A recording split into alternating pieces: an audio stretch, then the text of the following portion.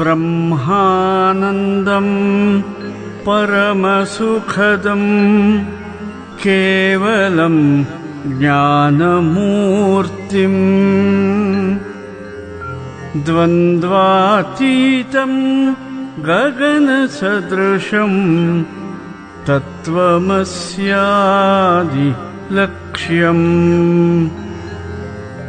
ಏಕಂ ನಿತ್ಯಂ ವಿಮಲಮಚಲಂ ಸರ್ವಧೀ ಸಾಕ್ಷೀಭೂತಂ ಭಾವಾತೀತಂ ತ್ರಿಗುಣರಹಿತಂ ಸದ್ಗುರುಂ ತಂ ನಮಾಮಿ ಭಾವಾತೀತಂ ತ್ರಿಗುಣರಹಿತಂ ಸದ್ಗುರುಂ ತಂ ನಮಾಮಿ.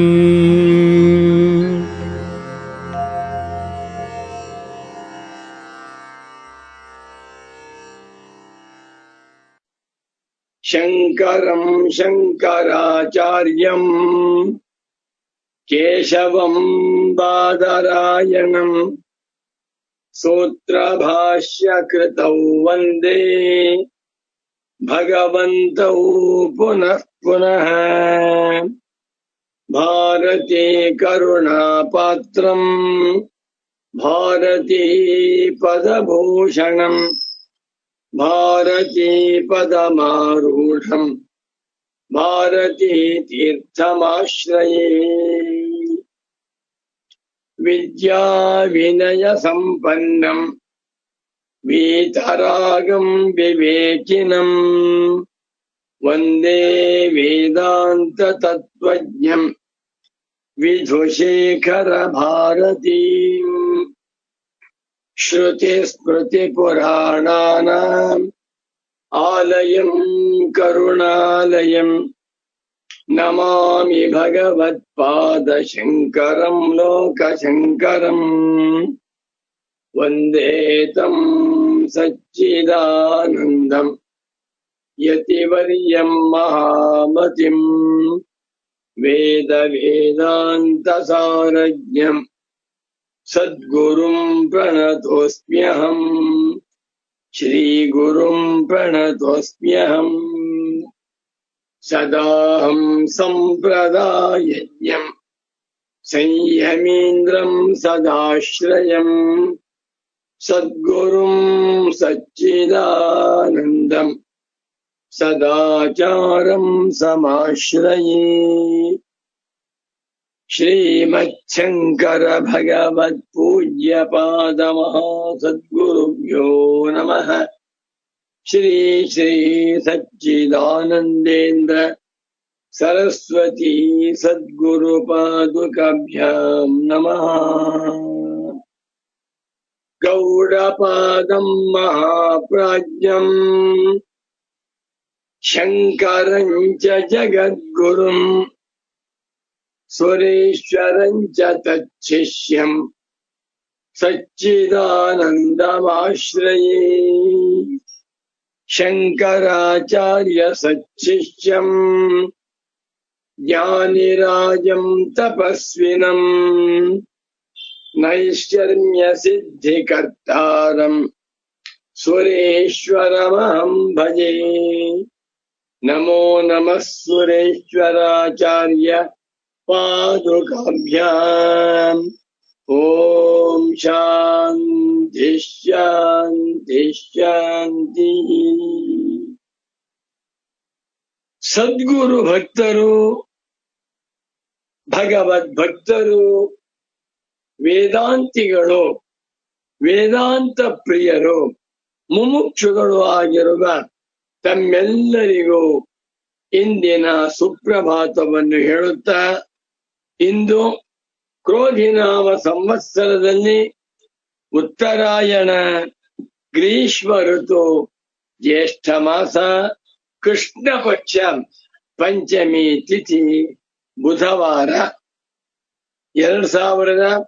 2024ನೇ ಇಸವಿ ಜೂನ್ ಮಾಹೆಯಲ್ಲಿ 26ನೇ ತಾರೀಖಿನ ಬುಧವಾರದ ಸುಪ್ರಭಾತವನ್ನು ಶುಭೋದಯವನ್ನು ತಮ್ಮೆಲ್ಲರಿಗೂ ಕೋರುತ್ತಾ ಇಂದಿನ ಸ್ವರೇಶ್ವರಾಚಾರ್ಯರವರ ಸಿಂಹ ಗರ್ಜನೆ, ಸ್ವರೇಶ್ವರಾಚಾರ್ಯರವರ ಮೇರು ಕೃತಿ, ವೇದಾಂತ ಪ್ರಪಂಚದಲ್ಲಿ ಶ್ರೇಷ್ಠವಾದ ಗ್ರಂಥವೆಂದು ಮೆರೆಯುತ್ತಿರುವ ಧ್ರುವ ತಾರೆಯಂತಿರುವಂಥ ವೇದಾಂತ ಕೃತಿ ರತ್ನ ನೈಷ್ಕರ್ಮ್ಯ ಸಿದ್ಧಿ. ಇದನ್ನು ಕುರಿತು ಚಿಂತನೆ ಮಾಡೋಣ. ಓಂ ಖಾನಿಲಾಜ್ಞಬ್ಧರಿತ್ರ್ಯಂತಂ ಸಕ್ಫಣೀವೋದ್ಗತಂ ಯತಃ ಧ್ವಾಂತಚ್ಛಿದೇ ನಮಸ್ತಸ್ಮೈ ಹರಯೇ ಬುದ್ಧಿ ಸಾಕ್ಷಿಣೀ ಅಲಬ್ಧ್ವಾತಿಶಯಂ ಯಸ್ಮಾತ್ ವ್ಯಾವೃತ್ತಾಸ್ತಮಬಾಧಯಃ ಗರೀಯಸೇ ನಮಸ್ತಸ್ಮೈ ಅವಿದ್ಯಾಗ್ರಂಥಿಭೇದಿನೇ. ನಮೋ ನಮಃ ಸದ್ಗುರುಪಾದುಕಾಭ್ಯಾಂ. ನೈಷ್ಕರ್ಮ್ಯ ಸಿದ್ಧಿಯಲ್ಲಿ 2ನೇ ಅಧ್ಯಾಯದಲ್ಲಿ 16ನೇ ಶ್ಲೋಕ, 2:16. ಶ್ರೀ ಸ್ವರೇಶ್ವರಾಚಾರ್ಯ ಉವಾಚ ವರ್ಚಸ್ಕೆ ಸಂಪರಿತ್ಯಕ್ತೆ ದೋಷತಶ್ಚಾವಧಾರಿತೆ ಯದಿ ದೋಷಂ ವದೇತ್ ತಸ್ಮೈ ಕಿಂ ತತ್ರೋಚ್ಚರಿತುರ್ಭವೇತಿ.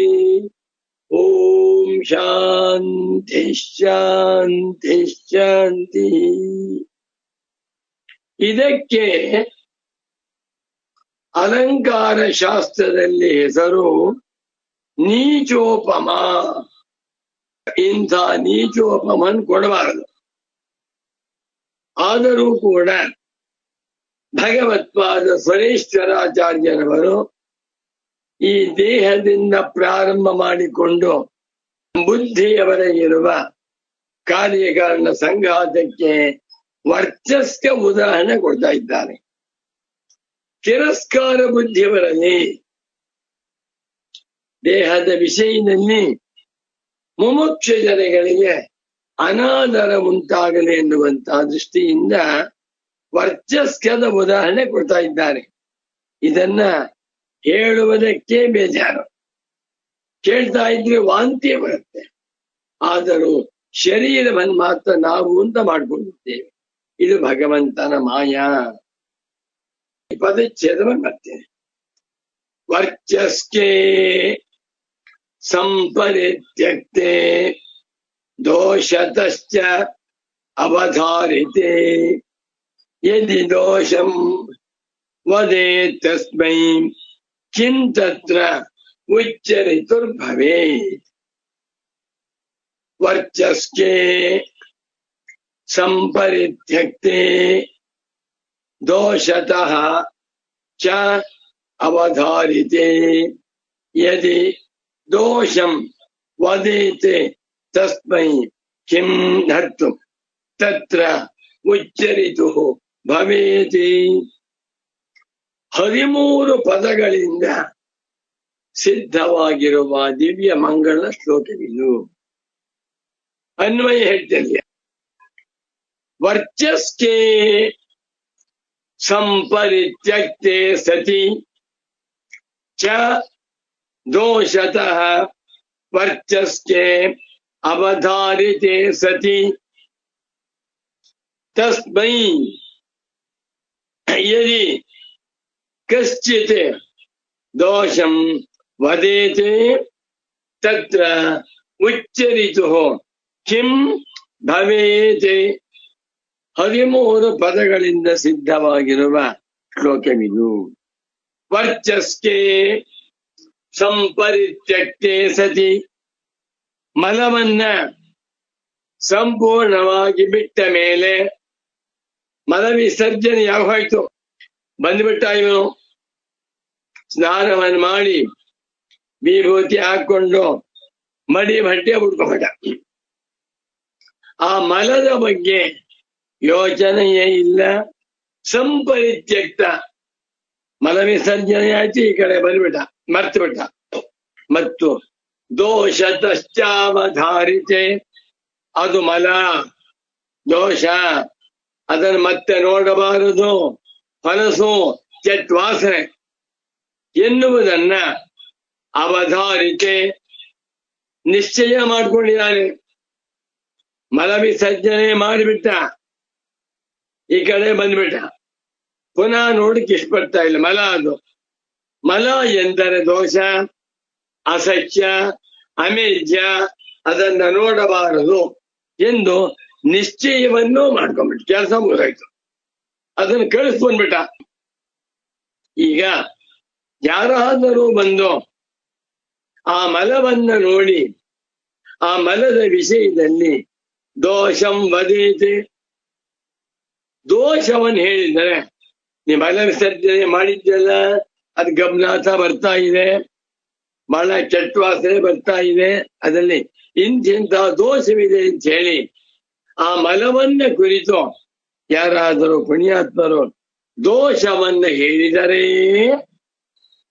ತತ್ರ ಅಲ್ಲಿ ಉಚ್ಚರಿತು ಮಲವಿಸರ್ಜನೆ ಮಾಡಿದಂಥ ಮನುಷ್ಯನಿಗೆ ಕಿಂ ಭವೇತ್, ಏನಾದೀತು, ಏನು ಆಗುದಿಲ್ಲ, ಹೋಗ್ರಿ ಯಾಕೆ ಬೇಕಾದ್ರೂ ಇಲ್ಲಿ, ನನ್ ಬೇಕಾಗಿಲ್ಲ ಅಂತಾನೆ. ಮಲ ಅಮೇಧ್ಯ, ದೇಹದಲ್ಲಿರುವಂತ ಅತ್ಯಂತ ಕೊಳೆ ಭಾಗ, ಅದು ಹೊರಟೋಯ್ತು. ತುಂಬಾ ದೋಷ ಅಂತ ಗೊತ್ತಾಯ್ತು. ವಾಸನೆ ಬರ್ತಾ ಇದ್ರೆ ಬಾಗಿಲು ಹಾಕು ಅಂತೇವೆ, ಫೆನಾಯಿಲ್ ಹಾಕು ಅಂತೇವೆ, ಅದೆಲ್ಲ ಹೊಟ್ಟೆಗೆ ಗೊತ್ತಿಲ್ಲ, ಎಲ್ಲಿ ಹೋಯ್ತು, ಎಲ್ಲಿ ಸೇರ್ಕೊಂತು, ಬೇಡಪ್ಪ, ಯೋಚನೆನೇ ಇಲ್ಲ. ಒಮ್ಮೆ ಬಿಟ್ಟ ಮೇಲೆ ಅದ್ರ ಬಗ್ಗೆ ಯೋಚನೆ ಇಲ್ಲ. ಆ ಮಲವನ್ನ ಕುರಿತು ಯಾರಾದ್ರೂ ವಿಮರ್ಶೆ ಮಾಡುತ್ತಾ ಬಂದರೆ, ನಿಂದೆ ಮಾಡಿದರೆ, ಅದರಿಂದ ಮಲ ವಿಸರ್ಜನೆ ಮಾಡಿದಂಥ ಇವನಿಗೆ ಉಚ್ಚರಿತು ಕಿಂ ಭವೇತ್, ಏನು ಆದೀತು, ಏನು ಆಗುತ್ತೆ. ಯಾಕೆ ಕೊಳೆ, ಅದೊಂದು ಕೊಳೆ, ಶರೀರವು ಮತ್ತೊಂದು ಕೊಳೆ. ಇಲ್ಲೇ ಮಾಡ್ತಾ ಇದ್ದಾರೆ, ಮಲ, ಶರೀರ, ಮನಸ್ಸು ಮೂರನ್ನು ತಗೊಂಡಿದ್ದಾರೆ. ಉಂಡ ಅನ್ನದಿಂದ ಅತ್ಯಂತ ಸ್ಥೂಲವಾಗಿರುವಂತಹ ಭಾಗ ಮಲವಾಗುತ್ತದೆ, ಮಧ್ಯ ಭಾಗ ಶರೀರವಾಗುತ್ತದೆ, ಅದರಲ್ಲಿರುವ ಸೂಕ್ಷ್ಮವಾಗಿರುವ ಅನಿಷ್ಟವಾಗಿರುವಂತಹ ಭಾಗ ಮನಸ್ಸಾಗುತ್ತೆ. ಮೂರೂ ಕೂಡ ಅನ್ನದ ಕಾರ್ಯ ಅಂತ ತಿಳಿದ ಮೇಲೆ ಅದರ ಅಭಿಮಾನ ಬರುತ್ತದೆಯೇ? ಬಾ, ಬ್ರಹ್ಮಜ್ಞಾನಿಯ ನಿಶ್ಚಯ ಜ್ಞಾನ ಹೇಗಿದೆ ನೋಡಿ. ಈ ಶರೀರವನ್ನ ಯಾರಾದ್ರೂ ನೋಡಿ ನಿಂದೆ ಮಾಡಿದರೆ, ನೀನು ಸಣಕಲಾಗಿದ್ದೀಯ, ಕಡ್ಡಿ ತರಹ ಇದ್ದೀಯ, ಚಕ್ಕಳೆಯ ಮೂಲ ಇದೆ ಅಂತ ಬೈದ್ರು ಸಂತೋಷ. ನಾನಲ್ಲವಾದ್ದರಿಂದ ಅದನ್ನ ಯಾರೇ ನಿಂದೆ ಮಾಡಿದರು, ಯಾರೇ ಹೊಗಳಿದರು, ನನ್ಗೇನಾಗ್ಬೇಕು? ಇಲ್ಲಿ ಸ್ವರೇಶ್ವರಾಚಾರ್ಯರವರು ಅನಾತ್ಮ ಉದಾಹರಣೆ ಕೊಡ್ಬೇಕಾದ್ರೆ ಒಂದ್ ಪೆನ್ ಉದಾಹರಣೆ ಕೊಡ್ಲಿಲ್ಲ, ಬಟ್ಟೆ ಉದಾಹರಣೆ ಕೊಡ್ಲಿಲ್ಲ, ವಿಭೂತಿ ಉದಾಹರಣೆ ಕೊಡ್ಲಿಲ್ಲ, ಶಾಲ್ ಉದಾಹರಣೆ ಕೊಡ್ತಾ ಇಲ್ಲ. ಅವು ಅನಾತ್ಮವೇ, ಆದರೆ ವರ್ಚಸ್ಕರ ಉದಾಹರಣೆ ಕೊಟ್ಬಿಟ್ರು. ವರ್ಚಸ್ಕ ಅಂದ್ರೆ ಅಮೇಧ್ಯ, ಅದು ಮಾತಾಡಿಕ್ಕೆ ಬೇಜಾರಾಗತ್ತೆ. ಅದು ನನ್ನ ಸ್ವರೂಪವೇ, ಅನ್ನದಿಂದಲೇ ಬಂದಿದೆ. ಇದಕ್ಕೆ ಸ್ವರೇಶ್ವರಾಚಾರ್ಯರವರು ಸಂಬಂಧೋಕ್ತಿ ಬರೆದಿದ್ದಾರೆ. ಓದ್ತೇನೆ. ಯಥೋಕ್ತಾರ್ಥ ಪ್ರತಿಪತ್ತೌ ಸತ್ಯಾಂ ನ ರಾಗದ್ವೇಷಾಭ್ಯಾಂ ವಿಕ್ರಿಯತೆ ವಿಪಶ್ಚಿತೆ ಇತ್ಯಸ್ಯ ಅರ್ಥಸ್ಯ ಪ್ರತಿಪತ್ತಯೇ ದೃಷ್ಟಾಂತಃ. ಬಾ, ನೀಚ ದೃಷ್ಟಾಂತ ಕೊಡ, ಬುದ್ಧಿ ಬರಲಿ ಅಂತ. ಅಂದರೆ ಬ್ರಹ್ಮಜ್ಞಾನಿಗಳ ದೃಷ್ಟಿಯಿಂದ ಈ ಸುಂದರವಾಗಿರುವ 28 ವರ್ಷದ ಶರೀರ ಎಷ್ಟೋ ಅಷ್ಟೇ ವರ್ಚಸ್ಕ. ಆ ವರ್ಚಸ್ಕ ಹೇಗೆ ನಾನಲ್ಲವೋ, ಆ ವರ್ಚಸ್ಕ ಹೇಗೆ ಅತ್ಯಂತ ದೋಷಯುಕ್ತವಾದದ್ದು, ಅದೇ ರೀತಿಯಲ್ಲಿ ಈ ಶರೀರ ಮೂಡಿಟೋ.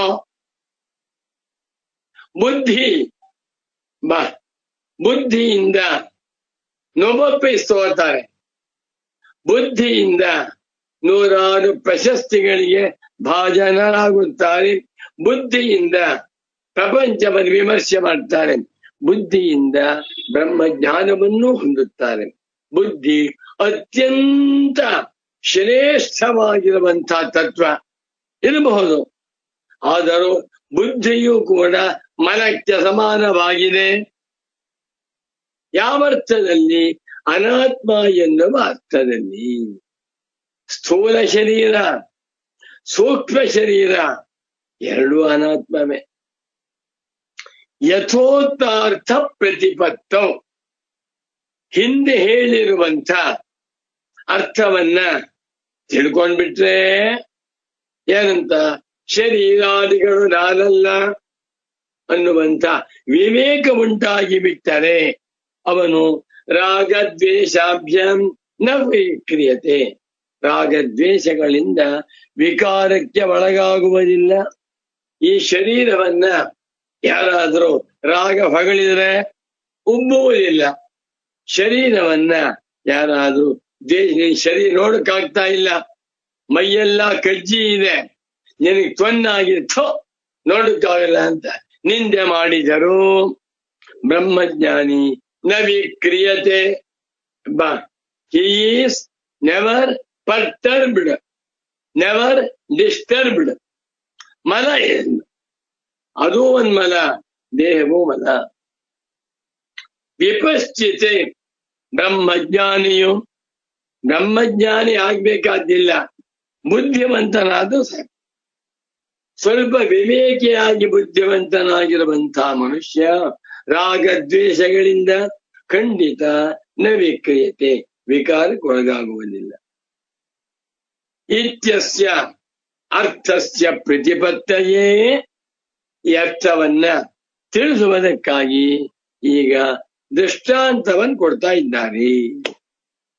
ಶ್ರೀ ಸುರೇಶ್ವರಾಚಾರ್ಯ ಉವಾಚ ವರ್ಚಸ್ಕೆ ಸಂಪರಿತ್ಯಕ್ತೆ ದೋಷತಶ್ಚ ಅವಧಾರಿತೆ.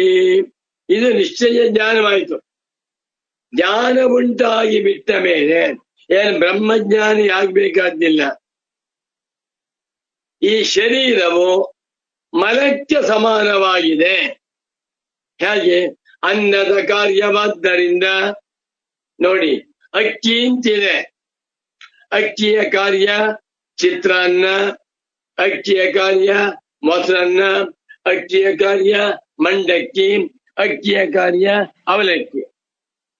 ಅಕ್ಕಿಯಿಂದ ಎಲ್ಲ ತಿಂಡಿಗಳು ಆಗ್ತಾ ಇವೆ. ವೈದ್ಯರು ಹೇಳ್ತಾರೆ ಶುಗರ್ ಪೇಷಂಟ್ಗೆ ಅಕ್ಕಿ ತಿನ್ಬೇಡಿ, ಅಕ್ಕಿ ತಿಂತಾ ಇಲ್ಲ. ನಾವು ರೊಟ್ಟಿ ತಿಂತೇವೆ ಅಂದ್ರೆ ಅದು ಡಿಟೋ.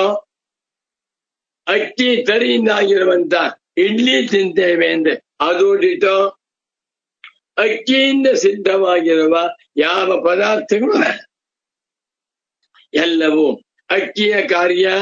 ಅದೇ ರೀತಿಯಲ್ಲಿ ಅನ್ನದ ಕಾರ್ಯ ಶರೀರ ಅರ್ಥವಾಗುತ್ತೆ, ಅನ್ನದ ಕಾರ್ಯ ಬುದ್ಧಿ ಅರ್ಥವಾಗುತ್ತೆ, ಅನ್ನದ ಕಾರ್ಯ ಮಲ ಅಲ್ವೇ.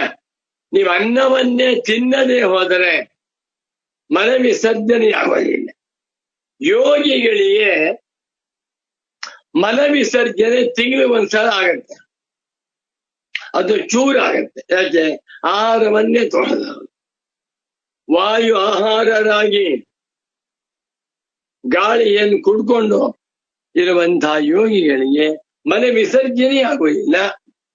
ಅಂಥ ಯೋಗಿಗಳ ಮಲ ಸುಗಂಧಪೂರ್ಣವಾಗಿರುತ್ತದೆ ಅಂತ ಹೇಳ್ತಾರೆ. ಸಂತೋಷ. ಸುಗಂಧಪೂರ್ಣವಾಗಿದ್ದರು ತಿನ್ನಕ್ ಬರುತ್ತಾ ಅದು? ಅದಕ್ಕೇನ್ ಹೆಸರು? ಮಲ. ಆದ್ದರಿಂದ ವರ್ಚಸ್ಕೆ ಸಂಪರಿತ್ಯಕ್ತೆ ಸತಿ ಚ ದೋಷತಃ ಅವಧಾರಿತೆ ಸತಿ. 2 ಪಾಯಿಂಟ್. ಮಲ ವಿಸರ್ಜನೆ ಮಾಡಿಬಿಟ್ಟ, ಮಲ ವಿಸರ್ಜನೆ ಮಾಡಿ 4 ಗಂಟೆ ಆಯ್ತು, ಅದನ್ನ ನೋಡ್ಬಾರ್ದು, ಕೆಟ್ಟ ವಸ್ತು ವಾಸನೆ ಬರ್ತಾ ಇದೆ ಅಂತ ಗೊತ್ತಾಗೋಯ್ತು. ಆದ್ಮೇಲೆ ನೋಡ್ರಿ, ವಾಸನೆ ಬರ್ತಾ ಇದೆ ನಿಮ್ಮ ಮಲ ಅಂತ ಯಾರಾದ್ರೂ ಬೈದ್ರೆ ಆ ಮಲ ವಿಸರ್ಜನೆ ಮಾಡಿದಂತಹ ಮನುಷ್ಯನಿಗೆ ರಾಗದ್ವೇಷ ಉಂಟಾಗುತ್ತದೆಯೇ? ಇಲ್ಲ. ಮುಂದಕ್ಕೆ ಹೋಗ್ಬಿಡ್ತೇನೆ. 17ನೇ ಶ್ಲೋಕ. ಅಯ್ಯೋ ಸ್ವಾಮಿ, ಶ್ಲೋಕ ಬೇಡ ನಮಗೆ, ವಾಂತಿ ಬರ್ತಾ ಇದೆ, ಮುಂದಕ್ಕೆ ಹೋಗಿ ಇಂತೇವೆ. ವಾಂತಿ ಬಂದರೂ ಇಷ್ಟೇ, ಶರೀರವೂ ವಾಂತಿ ಬರುತ್ತೆ. ಬ್ರಹ್ಮಜ್ಞಾನಿಗೆ ಅಹಂ ಬ್ರಹ್ಮಾಸ್ಮಿ ಎಂದು ತಿಳಿದಿರುವಂತಹ ಬ್ರಹ್ಮಜ್ಞಾನಿಗೆ ಈ ಸಂಸಾರಿಗಳ ಸುಂದರವಾದ ಶರೀರವನ್ನ ನೋಡಿದಾಗ ಪ್ರತಿ ದಿವಸ ಮುಖಕ್ಷೌರ ಮಾಡ್ಕೊಳ್ಳೋದು, ಪ್ರತಿ ದಿವಸ ಬಣ್ಣ ಹಾಕೊಳ್ಳೋದು, ಪ್ರತಿ ದಿವಸ ಅಲಂಕಾರ ಮಾಡ್ಕೊಳ್ಳೋದು, ಇಂಥ ಶರೀರವನ್ನ ಬ್ರಹ್ಮಜ್ಞಾನಿಗಳು ನೋಡಿದಾಗ ಅವರಿಗೆ ವಾಂತಿ ಬರುತ್ತೆ. ಎಷ್ಟು ಬೇಕೋ ಅಷ್ಟು ಶರೀರವನ್ನೇ ನಾನು ಅಂತ ಮಾಡಿಕೊಂಡು ಶರೀರ ಸೌಂದರ್ಯವನ್ನ ಬೆಳೆಸಿಕೊಳ್ಳುವುದಕ್ಕಾಗಿ ಕಾಸ್ಮೆಟಿಕ್ಸ್ ಇವತ್ತಿನ ಕಾಲದಲ್ಲಿ ಈ ಕಾಸ್ಮೆಟಿಕ್ಸ್ ಶಾಪುಗಳು, ಅಂಗಡಿಗಳು ಸಾವಿರಾರಿದೆ. ಬೆಂಗಳೂರಿನಲ್ಲಿ ನನಗೆ ಗೊತ್ತಿಲ್ಲ, ಈ ಕಾಸ್ಮೆಟಿಕ್ಸ್ ಶಾಪುಗಳು 1,000 ಇರ್ಬೋದು, ದೊಡ್ಡ ಅಂಗಡಿ ಸಣ್ಣ ಅಂಗಡಿ ಅಂತ.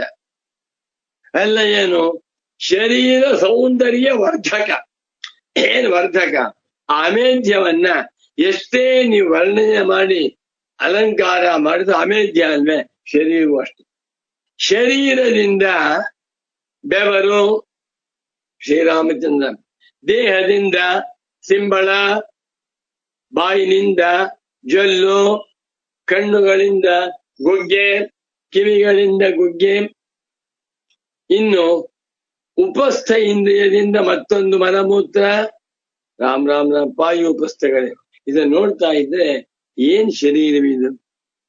ಈ ಶರೀರವನ್ನ ಕಾಪಾಡ್ಕೋಬೇಕು, ಒಂದು ಸ್ನಾನ ಬೇಕು, ಬಟ್ಟೆ ಬೇಕು, ಇರ್ಲಿ. ಆದ್ರೆ ಶರೀರದ ಸೌಂದರ್ಯಕ್ಕೋಸ್ಕರವಾಗಿ 100 ರೂಪಾಯಿ ಖರ್ಚು ಮಾಡ್ತಾರೆ ಅಂದ್ರೆ ಬಹಳ ಸಂಕಟವಾಗಿ. ತದ್ವತ್ ಸೂಕ್ಷ್ಮೇ ತಥಾ ಸ್ಥೂಲೇ ದೇಹೇ ತ್ಯಕ್ತೇ ವಿವೇಕತಃ ಯದೋಂ ವದಿತಾಭ್ಯಾಂ ಕಿಂತತ್ರ ವಿದುಷೋ ಭವೇತಿ. ತುಂಬಾ ಚೆನ್ನಾಗಿದೆ.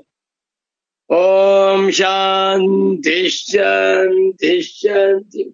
ಯಾರೋ ಹೇಳ್ತಾರೆ, ಶರ್ಮಾಜಿ ನಿಮ್ ಕಂಠ ಕೂತ್ಕೊಂಡಿದೆ, ನಿಮ್ ಕಂಠ ಸರಿಯಾಗಿಲ್ಲ, ನಿಮ್ ಗಂಟಲು ಮಾತಾಡ್ತಾ ಇದ್ರೆ ಕತ್ತೆ ತರ ಶಬ್ದ ಕೇಳಿಸುತ್ತೆ ಅಂತಾರೆ. ಆಗ್ಲಿ ಬಿಡಿ, ನನ್ ಕಂಠ ತಾನೆ ಸಂತೋಷ, ನಾನಲ್ಲ. ನಿಮ್ಮ ಮೂಗ್ ಚೆನ್ನಾಗಿಲ್ಲ, ಮೂಗನ್ ನೋಡ್ತಾ ಇದ್ ವಾಂತಿ ಬರುತ್ತೆ, ಸಂತೋಷ, ಮೂಗ್ತಾ, ನಾನ್ ಮೂಗಲ್ಲ. ನಿಮ್ಮ ತುಟಿಯನ್ನ ನೋಡಿದರೆ, ಕಣ್ಣನ್ನ ನೋಡಿದರೆ, ಕಿವಿಯನ್ನ ನೋಡಿದರೆ ನಮಗೆ ವಾಂತಿ ಬರುತ್ತೆ, ನೋಡ್ಲೇಬೇಡಿ. ಯಾವುದು ನೋಡಿದ್ರು ವಾಂತಿ ಬರಲೇಬೇಕು. ಏನು ಶರೀರ? ಶೀರ್ಯತೆ ಇತಿ ಶರೀರಂ ದಿಶ್ಯತೆ ಇತಿ ದೇಹ. ಇದನ್ನ ನಾವು ಸದ್ವಿನಿಯೋಗ ಮಾಡಿಕೊಳ್ಳಬೇಕು.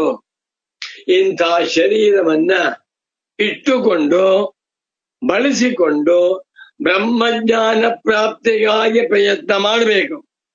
ಮಹತಾ ಪುಣ್ಯ ಪಣ್ಯೇನ ಕ್ರೀತೇಯಂ ಕಾಯನಮುಸ್ತ್ವಯ ಪಾರಂ ದುಃಖೋದಧೇರ್ಗಂತುಂ ತರಯಾವನ್ಯ ವಿದ್ಯತೆ. ಒಂದು ಸುಭಾಷಿತ ಪರಮ ಪೂಜ್ಯ ಸದ್ಗುರು ಪುಂಗವರಾದ ಶ್ರೀ ಶ್ರೀ ಶ್ರೀ ಸಚ್ಚಿದಾನಂದೇಂದ್ರ ಸರಸ್ವತಿ ಸ್ವಾಮೀಜಿಯವರು ಹೇಳಿದಂತಹ ಸುಭಾಷಿತ. ಯಾವುದು? ಮಹತಾ ಪುಣ್ಯ ಪಣ್ಯೇನ ಕ್ರೀತೇಯಂ ಕಾಯ ನಮಸ್ತ್ವಯ. ಎಲೆ ಮಾನವನೇ, ಎಲೆ ಮನುಷ್ಯನೇ, ನೀನು ಹಿಂದಿನ ಜನ್ಮಗಳಲ್ಲಿ ಪುಣ್ಯಗಳೆಂಬುವಂತ ಹಣವನ್ನ ಕೊಟ್ಟು ಪುಣ್ಯ ಧರ್ಮ ಅದನ್ನ ಮಾಡಿ ಅಂತ ಹಣವನ್ನ ಕೊಟ್ಟು ಈಗ ಶರೀರ ಎನ್ನುವಂತ ಅತ್ಯಂತ ಶ್ರೇಷ್ಠವಾದ ಪವಿತ್ರವಾದಂಥ ದೋಣಿಯನ್ನ ಪಡೆದುಕೊಂಡಿದ್ದೀಯ, ಹಡಗನ್ನ ಕೊಂಡುಕೊಂಡಿದ್ದೀಯ. ಹಡಗಿನ ವ್ಯಾಪಾರ, ಒಂದು ಹಡಗೆ ಎಷ್ಟಪ್ಪ ದುಡ್ಡು? 1500 ಕೋಟಿ. ದೊಡ್ಡ ಹಡಗ ಆದ್ರೆ 5000 ಕೋಟಿ. ಈ ಶರೀರಕ್ಕೆ 5 ಲಕ್ಷ ಕೋಟಿ ಕೊಟ್ಟರು ಸಿಕ್ಕೋದಿಲ್ಲ. ಒಂದು ಪ್ರಯತ್ನ ಮಾಡಿ. ಬೆಂಗಳೂರಿನಲ್ಲಿ ಬೇಕಾದಷ್ಟು ಫ್ಯಾಕ್ಟ್ರಿಗಳಿವೆ. ಅಲ್ಲಿ ಹೋಗ್ಬಿಟ್ಟು, ಸ್ವಾಮಿ ನಮ್ಗೊಂದು ಒಳ್ಳೆ ಸುಂದರವಾಗಿರುವ ಆರೋಗ್ಯವುಳ್ಳಂತ ಶರೀರವನ್ನು ಸೃಷ್ಟಿ ಮಾಡ್ಕೊಡಿ ಅಂದ್ರೆ ಏನೋ ಮನುಷ್ಯನ ಶರೀರವನ್ನ ಸಾಧ್ಯವಿಲ್ಲ. 1 ಕೋಟಿ ಕೊಡ್ತೇವೆ ಸ್ವಾಮಿ, ಇಲ್ಲ ಆಗೋದಿಲ್ಲ. 10 ಕೋಟಿ ಕೊಡ್ತೇವೆ, ಆಗೋ. 100 ಕೋಟಿ ರೂಪಾಯಿಯನ್ನು ಕೊಟ್ಟರು ಇಂಥ ಸುಂದರವಾದ ಶರೀರವನ್ನ ಸೃಷ್ಟಿ ಮಾಡುವುದಕ್ಕೆ ಸಾಧ್ಯವಿಲ್ಲ ಅಂತಾನೆ. ಬೇಕಾದರೆ ಕಾರ್ ಸೃಷ್ಟಿ ಮಾಡಿಕೊಡ್ತೇವೆ, ಹೆಲಿಕಾಪ್ಟರ್ ಸೃಷ್ಟಿ ಮಾಡಿಕೊಡ್ತೇವೆ, ಏರೋಪ್ಲೇನ್ ಮ್ಯಾನುಫ್ಯಾಕ್ಚರ್ ಮಾಡಿಕೊಡ್ತೇವೆ. ಶರೀರವು ಸಾಧ್ಯವಿಲ್ಲ. ಅಂತ ಅಮೂಲ್ಯವಾದಂಥ ಶರೀರವನ್ನ ನಾನು ಹೊಂದಿದ್ದೇನೆ. ಈ ಶರೀರ ಸುಮ್ಮನೆ ಬಂದಿದ್ಯಾ? ಬೇಕಾಬಿಟ್ಟಿ ಬಂದಿದ್ಯಾ? ಇಲ್ಲ. ಈ ಶರೀರ ಎನ್ನುವಂತ ಹಡಗನ್ನ ನಾನು ಬೇಕಾದಷ್ಟು ಪುಣ್ಯ ಎನ್ನುವಂತ ಹಣವನ್ನ ಕೊಟ್ಟು ಕೊಂಡ್ಕೊಂಡಿದ್ದೆ. ನಮಗೆ ಗೊತ್ತಿಲ್ಲ ಈ ಶರೀರದ ಮಹತ್ವ, ಶರೀರದ ಬೆಲೆ, ಶರೀರದ ಮಹಿಮೆ, ಶರೀರದ ಪಾವಿತ್ರ್ಯ, ಶರೀರದ ಪ್ರಯೋಜನ ನಮಗೆ ಗೊತ್ತಿಲ್ಲ. ಇಂಥ ಪರಮ ಪವಿತ್ರವಾದ, ಪರಮ ಶ್ರೇಷ್ಠವಾದ, ಪರಮ ಮಂಗಳಕರವಾದ, ಅತ್ಯಂತ ದುರ್ಲಭವಾಗಿರುವಂಥ ಶರೀರವನ್ನು ಪಡ್ಕೊಂಡು ಮೋಕ್ಷ ಹೊಂದಬಹುದು. ಮೋಕ್ಷ ಹೊಂದುವುದಕ್ಕೆ ಮಾನವ ಶರೀರ ಮಾತ್ರ ಸಹಾಯಕ. ನಾಯಿ, ಕತ್ತೆ, ಕುದುರೆ, ಹಲ್ಲಿ, ಸೊಳ್ಳೆ, ಕಿಗಣೆ, ಇರುವೆ, ಚಿಟ್ಟೆ, ಕೋಳಿ, ಆಡು, ಕುರಿ, ಸಿಂಹ, ಹುಲಿ, ಟಗರು ಯಾತರಿಂದಲೂ ಸಾಧ್ಯ. ಅಬ್ಬಬ್ಬಬ್ಬಬ್ಬಬ್ಬ. ಮೋಕ್ಷ ಪ್ರಾಪ್ತಿಗೆ ಮಾನವ ಜನ್ಮ ಮಾತ್ರ ಸಹಾಯಕ. ಇಂಥ ಪವಿತ್ರವಾದ ಮಾನವ ಶರೀರವನ್ನ ಪಡೆದುಕೊಂಡು ಮೋಕ್ಷ ಪ್ರಾಪ್ತಿಗಾಗಿ ಪ್ರಯತ್ನವನ್ನೇ ಮಾಡದೆ ಹೆಣ್ಣು ಹೊನ್ನು ಮಣ್ಣುಗಳಲ್ಲಿ ಕೂತ್ಕೊಂಡು ಯಾವ ಮನುಷ್ಯ ಮಣ್ಣನ್ನ ತಿನ್ನುತ್ತಿದ್ದಾನೆಯೋ, ಸೈಟ್ ತಗೊಂಡ, ಮನೆ ಕಟ್ಕೊಂಡ, ಮಡಿ ಕಟ್ಟಿಸ್ಕೊಂಡ, ಪಕ್ಕ ಸೈಟ್ ತಗೊಂಡ, ಮಕ್ಕಳಿಗೆಲ್ಲ LIC ಪಾಲಿಸಿ ಮಾಡಿಸ್ತಾ ಸತ್ ಹೋದ. ಏನ್ ಪ್ರಯೋಜನವಾಯ್ತು? ಎಲೆಜೀವ ಬಲು ಯೋನಿಗಳಲ್ಲಿ ತೊಳಲಿ ಬಂದೆ, ಅದರಿಂದೇನಾಯಿತು? 84 ಲಕ್ಷ ಬಗೆಯ ಜೀವರಾಶಿಗಳಲ್ಲಿ ಮಾನವ ಜನ್ಮ ಅತಿ ಅಮೂಲ್ಯವಾದುದು. ಶ್ರೀಗಳವರು, ಎಲೆಜೀವ ಬಲು ಯೋನಿಗಳಲ್ಲಿ ತೊಳಲಿ ನರಳಿ ಸಾಕಾಗಿ ಬಂದೆ, ಆದರೆ ಮಾನವ ಜನ್ಮದ ಬೆಲೆಯೇ ಅರಿಯದೆ ತಿರುಳ ಬಿಸುಟು ಬರೀ ಕರಟವ ಹಿಡಿಯಬೇಡ, ನೀನೇ ಶಂಕರ. ಛಾಂದೋಗ್ಯ ಉಪನಿಷತ್ ತಿಳಿಸುವಂತೆ ತತ್ವಮಸೀ ಎಂಬ ಸಂದೇಶವನ್ನು ನಿನ್ನ ಅನುಭವದಲ್ಲಿ ಕಾಣು ಎಂದಿದ್ದಾರೆ. ಭಗವಾನ್ ಶಂಕರರು ತಮ್ಮ ಬ್ರಹ್ಮಸೂತ್ರ ಭಾಷ್ಯದಲ್ಲಿ ಸರ್ವದುಃಖ ವಿನಿರ್ಮುಕ್ತ ಏಕಚೈತನ್ಯಾತ್ಮಕೋಹಂ ಇತ್ಯೇಷಃ ಆತ್ಮಾನುಭವಃ ಎಂದಿದ್ದಾರೆ. ಈ ಸಂದೇಶಗಳು ಇಂದ್ರಿಯ ಪ್ರಮಾಣಕ್ಕೆ ವಿರುದ್ಧವಾದರೂ ಅಧ್ಯಾರೋಪಾಪವಾದ ಕ್ರಮದಿಂದ ಶ್ರುತಿಯ ಜಾಡಿನ ಮರ್ಮವನ್ನು ಅರಿಯಬಹುದು.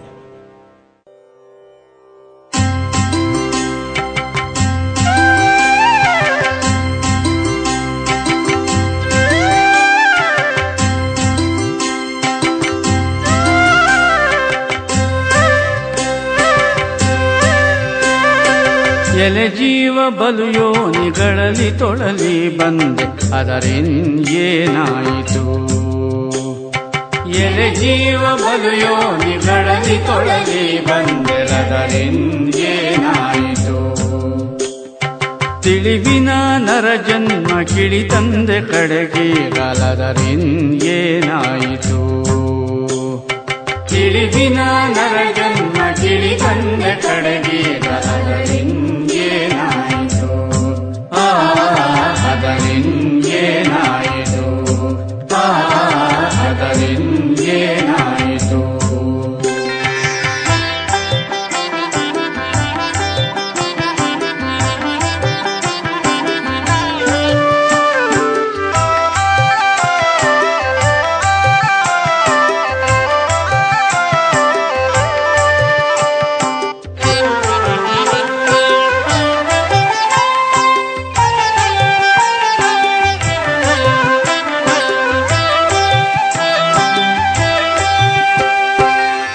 ಬ್ರಾಹ್ಮಣನೆಂದೆಂಬ ಹಮ್ಮ ತಳೆದು ನಿಂದೆ ಅದರಿನ್ಯೇನಾಯಿತು ಬ್ರಾಹ್ಮಣನೆಂದೆಂಬ ಹಮ್ಮ ತಳೆದು ನಿಂದೆ ಅದರಿನ್ಯೇನಾಯಿತು ಒಮ್ಮೆ ವೇದವನೆಲ್ಲ ಬಿಮ್ಮನೆ ಪಠಿಸಿದೆ ಅದರಿನ್ಯೇನಾಯಿತು ಒಮ್ಮೆ ವೇದವನೆಲ್ಲ ಬಿಮ್ಮನೆ ಪಠಿಸಿದೆ ಅದರಿಂಗೇನಾಯಿತು ಅದರಿಂಗೇನಾಯಿತು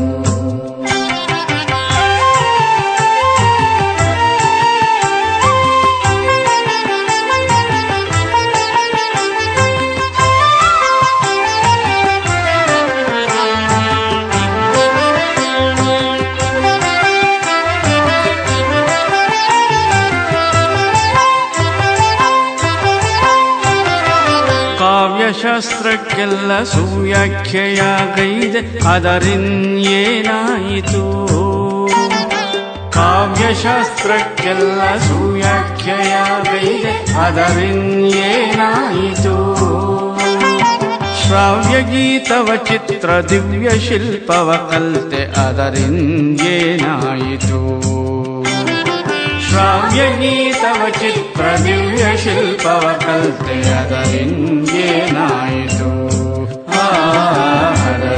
ಅದರಿಂಗೇನಾಯಿತು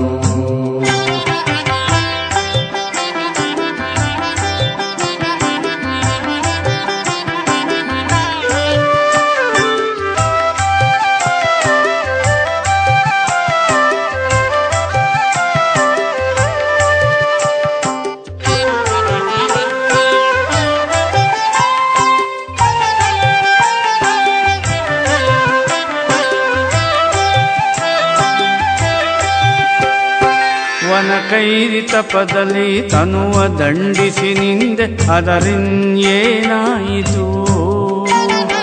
ವನಕೈರಿ ತಪದಲ್ಲಿ ತನುವ ದಂಡಿಸಿ ನಿಂದೆ ಅದರಿನ್ಯೇನಾಯಿತು ಮುನಿಯಾಗಿ ಮೂಗಿನ ಕೊನೆಯ ನಿಟ್ಟಿಪೆನೆಂದೆ ಅದರಿನ್ಯೇನಾಯಿತು ಮುನಿಯಾಗಿ ಮೂಗಿನ ಕೊನೆಯ ನೀಟಿಪೆನೆಂದೆ ಅದರಿಂಗೇನಾಯಿತು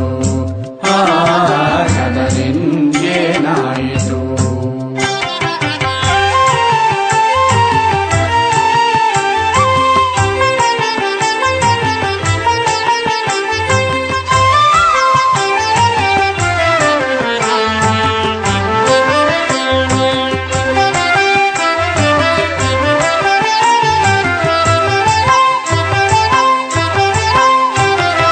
ಕಾಷಾಯ ದಂಡಾದಿ ವೇಷವಾಂತೆ ಎಲ್ಲ ಅದರಿನ್ಯೇನಾಯಿತು ಕಾಷಾಯ ದಂಡಾದಿ ವೇಷವಾಂತೆ ಎಲ್ಲ ಅದರಿನ್ಯೇನಾಯಿತು ದೇಶಿಕ ಪದದಲ್ಲಿ ಲೇಷ ಭಕುತಿ ಇಲ್ಲ ಅದರಿನ್ಯೇನಾಯಿತು ದೇಶಿಕ ಪದದಲ್ಲಿ ಲೇಷ ಭಕುತಿ ಇಲ್ಲ ಅದರಿಂಗೇನಾಯಿತು ಅದರಿಂಗೇನಾಯಿತು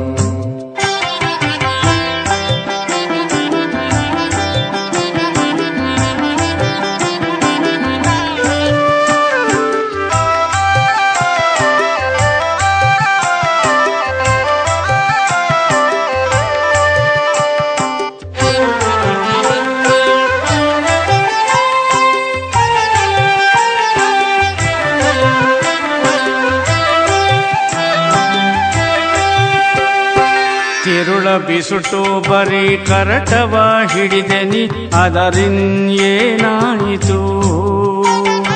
ತಿರುಳ ಬಿಸುಟು ಬರೀ ಕರಟವ ಹಿಡಿದೆನಿ ಅದರಿನ್ಯೇನಾಯಿತು. ಗುರುಶಂಕರೈಕ್ಯವ ದೊರಕಿಸಿ ಕೊಳೆಪರ ಪುರುಷಾರ್ಥವಾನಾಯಿತು. ಗುರುಶಂಕರೈಕ್ಯವ ದೊರಕಿಸಿ ಕೊಳೆಪರ ಪುರುಷಾರ್ಥವಾನಾಯಿತು. ಪುರುಷಾರ್ಥವಾನಾಯಿತು. ಎಲೆ ಜೀವ ಬಲು ಯೋನಿಗಳಲ್ಲಿ ತೊಳಲಿ ಬಂದೆ ಅದರಿನ್ಯೇನಾಯಿತು. ಎಲೆ ಜೀವ ಬಲು ಯೋನಿಗಳಲ್ಲಿ ತೊಳಲಿ ಬಂದೆ ಅದರಿನ್ಯೇನಾಯಿತು. ತಿಳಿವಿನ ನರ ಜನ್ಮ ಕಿಳಿ ತಂದೆ ಕಡೆಗೀಗಲದರಿನ್ಯೇನಾಯಿತು. ತಿಳಿವಿನ ನರ ಜನ್ಮ ಕಿಳಿ ತಂದೆ ಕಡೆಗೀಗಲದರಿನ್ಯೇನಾಯಿತು. ಅದರಿನ್ಯೇನಾಯಿತು. ಅದರಿನ್ಯೇನಾಯಿತೇನಾಯಿತು.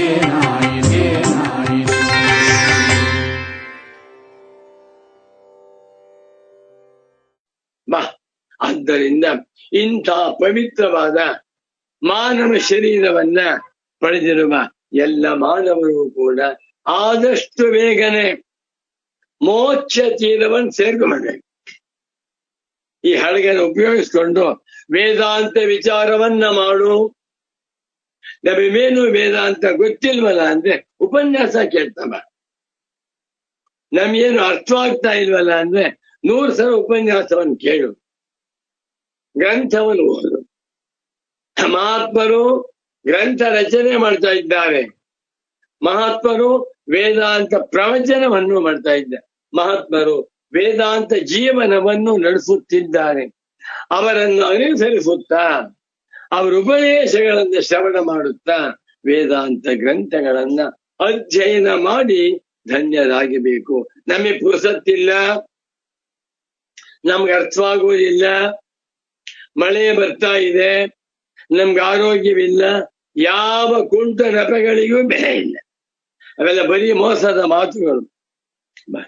ತದ್ವತ್ ಸೂಕ್ಷ್ಮೇ ತಥಾ ಸ್ಥೂಲೆ ದೇಹೇ ತ್ಯಕ್ತೆ ವಿಶೇಷತಃ ದೋಷಂ ವದೇತೆ ತಾಭ್ಯಾಂ ಕಿಂ ತತ್ರ ವಿದುಷೋ ಭವೇತಿ. ದೋಷಂ ವದೇತ್ತಾಭ್ಯಾಂ ಕಿಂ ತತ್ರ ವಿದುಷೋ ಭವೇತಿ. ತದ್ವತ್ ಸೂಕ್ಷ್ಮೇ ತಥಾ ಸ್ಥೂಲೆ ದೇಹೇ ತ್ಯಕ್ತೆ ವಿಶೇಷತಃ ದೋಷಂ ವಿದಿತ್ತಾಭ್ಯಾಂ ಕಿಂ ತತ್ರ ವಿದುಷೋ ಭವೇತಿ. ಇಲ್ಲಿ ಏನೋ ಒಂದು ಸಣ್ಣ ದೋಷ ಇದೆ. ಯದಿ ದೋಷಂ ವದೇತ್ತಾಭ್ಯಾಂ ಇರ್ಬೇಕಾಯ್ತು. ಯದಿ ದೋಷಂ ವದೇತ್ತಾಭ್ಯಾಂ ಕಿಂ ತತ್ರ ವಿದುಷೋ ಭವೇತಿ. ಸಂಸ್ಕೃತ ಗ್ರಂಥದ ಸರಿಯಾಗಿದೆ. ಗುರುಗಳ ಕ್ಲೇಶಾಪಹರಣಿ ಗ್ರಂಥ ಸರಿಯಾಗಿದೆ. ಒಂಚೂರು ಈ ಪುಸ್ತಕ ಇದೆ, ಓದ್ತೇನೆ ನೋಡಿ. ಗುರುಗಳ ವಾಕ್ಯವನ್ನು ಓದ್ತೇನೆ. ಪರಮ ಪೂಜ್ಯ ಸದ್ಗುರು ಪುಂಗವರಾದ ಸ್ವಾಮೀಜಿಯವರು ಅವರ 86ನೇ ವಯಸ್ಸಿನಲ್ಲಿ 85+1 ನಾನಿಲ್ಲಿ ಅವಾಗ ನಾನು ಬಂದು ಸುಮಾರು 8 ವರ್ಷವಾಗಿತ್ತು ಅಂತ ಕಾಣಿಸುತ್ತೆ. ಗುರುಗಳಿಗೆ 86. ಆ ವಯಸ್ಸಿನಲ್ಲಿ ಬರೆದಿರುವಂತ ಅಮೃತ ಗ್ರಂಥ ರತ್ನ ಯಾವುದು? ಕ್ಲೇಶಾಪಹಾರಿಣಿ. ಇದು ಒಂಚೂರು ಓದ್ತೇನೆ. ವರ್ಚಸ್ಕೆ ಇತಿ ತದ್ವತ್ ಯದ್ಯಪಿ ಸ್ಥೂಲ ಶರೀರ ವಿವೇಕ ಏವ ಪ್ರಕೃತಃ ತಥಾಪಿ ಅನುಪದಮೇವ ವಕ್ಷ್ಯಮಾಣಂ ಸೂಕ್ಷ್ಮ ಶರೀರ ವಿವೇಕಮಪಿ ಉಕ್ತವತ್ ಕೃತ್ವ ವಿವೇಕ ಫಲಮುಚ್ಯತೆ. ಇಲ್ಲಿ ಸ್ಥೂಲ ಶರೀರ ಪ್ರಕೃತವಾದದ್ದು, ಆದರೂ ಕೂಡ ಸೂಕ್ಷ್ಮ ಶರೀರದ ವಿವೇಕವನ್ನು ಮುಂದೆ ಹೇಳಬೇಕಾಗಿರುವುದರಿಂದ ಅದನ್ನು ಸೇರಿಸಿಕೊಂಡು ಭಗವಾನ್ ಸುರೇಶ್ವರಾಚಾರ್ಯರವರು ಇಲ್ಲಿ ಸೂಕ್ಷ್ಮ ಶರೀರವನ್ನು ಹೇಳ್ತಾ ಇದ್ದಾರೆ. ಯಾಕೆ? ಕಥನ್ನು ನಾಮ ಮುಮುಕ್ಷವಃ ದೇಹದ್ವಯಾದಪಿ ಆತ್ಮನಃ ವಿವೇಚನೆ ಪ್ರವರ್ತೇರನ್ನಿತಿ. ಎಷ್ಟ ಕಥನ್ನು ನಾಮ ಅಂದ್ರೆ ಹೇಗಾದರೂ ಮಾಡಿ ಮುಮುಕ್ಷಗಳನ್ನ ಉದ್ಧಾರ ಮಾಡಬೇಕು. ನೋಡಿ, ಬ್ರಹ್ಮಜ್ಞಾನಿಗಳಿಗೆ ಎಂಥ ದಯಾರ್ಧ ಹೃದಯ. ಎರಡು ಮಕ್ಕಳಿದ್ದಾರೆ, ಮೊಮ್ಮಕ್ಕಳು ಅಥವಾ ಮಕ್ಕಳು ಚೇಷ್ಟೆ ಮಾಡ್ತಾರೆ, ಊಟ ತಿಂಡಿ ಮಾಡ್ತಾ ಇಲ್ಲ, ಯಾವಾಗಲೂ ಕೂಡ ಮೊಬೈಲ್ ನೋಡ್ತಾ ಇದ್ದಾರೆ. ಆ ಮೊಮ್ಮಕ್ಕಳನ್ನ ನೋಡಿ ಅಜ್ಜ ಅಜ್ಜಿಯವರು ಮೆಲ್ಲಗೆ ಚಾಕ್ಲೇಟ್ ಕೊಟ್ಟು ತಿನ್ನು ಅಂದ್ಬಿಟ್ಟು ಮೊಬೈಲ್ ಕಿತ್ಕೋತಾರೆ. ಅಜ್ಜಿ ಮೊಬೈಲ್ ಬೇಕು ಅಂತಾರೆ. ಇನ್ನು 5-6 ವರ್ಷ ಉಪಾಯದಲ್ಲಿ ಆ ಮಗುವಿಗೆ ಬೇಕಾಗಿರುವಂತ ಪಿಜ್ಜಾ, ಚಾಕ್ಲೇಟು, ಇನ್ಯಾವ ಕಿಟ್ಕೆ ಅದನ್ನ ಕೊಟ್ರೆ ತಿಂತಾ ಇರ್ತಾರೆ. ಮೊಬೈಲ್ ಬಿಟ್ರು ಮೆಲ್ಲಿಗೆ ಇಡ್ಲಿ ತಿನ್ಸೋದು, ವಾಂತಿ ಮಾಡ್ಕೋತಾರೆ, ಆದ್ರೂ ತಿನ್ನಿಸ್ತಾರೆ, ಸ್ಕೂಲ್ ಹೋಗಲ್ಲ ಅಂತಾರೆ. ಉಪಾಯದ ಆ ಮಕ್ಕಳನ್ನ ದೊಡ್ಡವರನ್ನಾಗಿ ಮಾಡುವ ವಿಷಯದಲ್ಲಿ ಮನೆಯಲ್ಲಿರುವ ಅಪ್ಪ ಅಮ್ಮ ಅಜ್ಜ ಅಜ್ಜಿ ಎಲ್ಲರೂ ಪ್ರಯತ್ನ ಮಾಡ್ತಾರೆ. ಸ್ವಾಮಿ ಇವಾಗ ದೊಡ್ಡವನಾಗಿದ್ದಾನೆ, ಯಪ್ಪ ಆ ಚಿಕ್ಕ ವಯಸ್ಸಿನಲ್ಲಿ ಎಷ್ಟೊಂದು ಚೇಷ್ಟೆ ಮಾಡ್ತಾ ಇದ್ದ ಅಂದ್ರೆ ಜ್ಞಾಪಿಸ್ಕೊಂಡ್ಬಿಟ್ರೆ ಭಯವಾಗತ್ತೆ ಅಂತಾರೆ. ಸಾಕು, ಕಷ್ಟವಾಯ್ತು. ಈಗ ಅವನು ದೊಡ್ಡ ಪ್ರೊಫೆಸರ್ ಆಗಿ 1 ತಿಂಗಳಿಗೆ 5 ಲಕ್ಷ ಸಂಪಾದನೆ ಮಾಡ್ತಾ ಇದ್ದಾನೆ. ನೋಡಿದ್ರ, ಆ ಮಟ್ಟಕ್ಕೆ ಅವನನ್ನು ತರಬೇಕಾದ್ರೆ ತಂದೆ ತಾಯಿ ಅಜ್ಜ ಅಜ್ಜಿ ಎಷ್ಟು ಶ್ರಮ ಪಟ್ಟಿದ್ದಾರೆ. ಅದೇ ರೀತಿಯಲ್ಲಿ ಬ್ರಹ್ಮಜ್ಞಾನಿಗಳು ಶ್ರಮ ಪಡ್ತಾರೆ. ಯಾರಿಗೋಸ್ಕರ? ಅವರಿಗೋಸ್ಕರವಲ್ಲ, ಮುಮುಕ್ಷುಗಳಿಗೆ. ನೋಡಿ, ಬರಿತಾ ಇದ್ದಾರೆ ಪರಮ ಪೂಜ್ಯ ಸದ್ಗುರು ಪುಂಗವರಾದ ಶ್ರೀ ಶ್ರೀ ಶ್ರೀ ಸಚ್ಚಿದಾನಂದೇಂದ್ರ ಸರಸ್ವತಿ ಸ್ವಾಮಿ. ಕಥನ್ನು ನಾಮ ಮುಮುಕ್ಷವಃ ದೇಹದ್ವಯಾದಪಿ ಆತ್ಮನಃ ವಿವೇಚನೆ ಪ್ರವರ್ತೇರನ್ನಿತಿ. ಯಾಕೆ ಸುರೇಶ್ವರಾಚಾರ್ಯರು ಈ ವರ್ಚಸ್ಗೆ ದೃಷ್ಟಾಂತ ಕೊಟ್ಟಿದ್ದಾರೆ? ಬೇರೆ ದೃಷ್ಟಾಂತ ಕೊಡಬಾರ್ದಾಗಿತ್ತೆ. ಬಾಲ ದೃಷ್ಟಾಂತ ಕೊಡ್ಬೋದಾಗಿತ್ತು, ಶಾಲೆ ದೃಷ್ಟಾಂತ ಕೊಡ್ಬೋದಾಗಿತ್ತು. ಅದನ್ನ ಬಿಟ್ಬಿಟ್ಟು ಮನದ ಉದಾಹರಣೆ ಕೊಟ್ಟಿದ್ದಾರಲ್ಲ. ಯಾಕಪ್ಪ ಅಂತಂದ್ರೆ, ಮುಮುಕ್ಷುಗಳು ಏನಾದರೂ ಮಾಡಿ ದೇಹದ್ವಯದಿಂದ, ಸ್ಥೂಲ ದೇಹದಿಂದ ಸೂಕ್ಷ್ಮ ದೇಹ ಬುದ್ಧಿ, ಸೂಕ್ಷ್ಮ ದೇಹ ಅಂತಃಕರಣ, ಸೂಕ್ಷ್ಮ ದೇಹ ಮನಸ್ಸು, ಸ್ಥೂಲ ದೇಹ ಶರೀರ, ಎರಡೂ ಸ್ಥೂಲ ಸೂಕ್ಷ್ಮ ಶರೀರಗಳಿಂದ ಆತ್ಮನಃ ತಮ್ಮನ್ನು ವಿವೇಚನೆ ಬೆಳೆಸಿಕೊಳ್ಳಲಿ. ದೇಹವು ನಾನಲ್ಲ, ದೇಹವು ಮಲಕ್ಕೆ ಸಮಾನವಾದದ್ದು. ಇಂದ್ರಿಯಗಳು ನಾನಲ್ಲ, ಇಂದ್ರಿಯಗಳು ಮಲಕ್ಕೆ ಸಮಾನವಾದದ್ದು. ಮನಸ್ಸು ನಾನಲ್ಲ, ಅಂತಃಕರಣವು ನಾನಲ್ಲ. ಇದು ಕೂಡ ವರ್ಚಸ್ಕಕ್ಕೆ ಸಮಾನವಾದದ್ದು ಎಂದು ತಿಳಿದುಕೊಂಡು ಉದ್ಧಾರವಾಗಲಿ ಎನ್ನುವ ದೃಷ್ಟಿಯಿಂದ ಭಗವಾನ್ ಸುರೇಶ್ವರಾಚಾರ್ಯರೆಂಬ ಬ್ರಹ್ಮಜ್ಞಾನಿ ಪುಂಗವರು ಈ ಮಾತು ಹೇಳ್ತಾ ಇದ್ದಾರೆ. ಉಚ್ಚರಿತು ಪುರೀಶ ಉತ್ಸಷ್ಟು. ಹೇಗಿದೆ ವಾಕ್ಯ? ಉಚ್ಚರಿತು ಷಷ್ಠಿ ಏಕವಚನ, ಪುರೀಶ ಉತ್ಸಷ್ಟು ಷಷ್ಠಿ. ಪುರೀಶವನ್ನ, ಮಲವನ್ನ, ಉತ್ಸಷ್ಟು ಬಿಟ್ಟಿರುವಂಥವನಿಗೆ, ಮಲ ವಿಸರ್ಜನೆ ಮಾಡಿದಂಥವನಿಗೆ, ತತ್ರ ಪುರೀಶೆ, ಆ ಪುರೀಶದ ವಿಷಯದಲ್ಲಿ ಕೇಳಿಚಿತೆ ದೋಷವದನೆ ಸತಿ. ಯಾರಾದ್ರೂ ಬಂದು ನಿನ್ ಮಲ ಕೆಟ್ಟ ವಾಸನೆ ಬರ್ತಾ ಇದೆ, ಚೆನ್ನಾಗಿಲ್ಲ ಎಂದು ತಿರಸ್ಕಾರ ಮಾಡಿದರೆ ಅವನಿಗೆ ಕಿಂ ಭವೇತ್, ಏನ್ ತಾನೇ ಆದೀತು?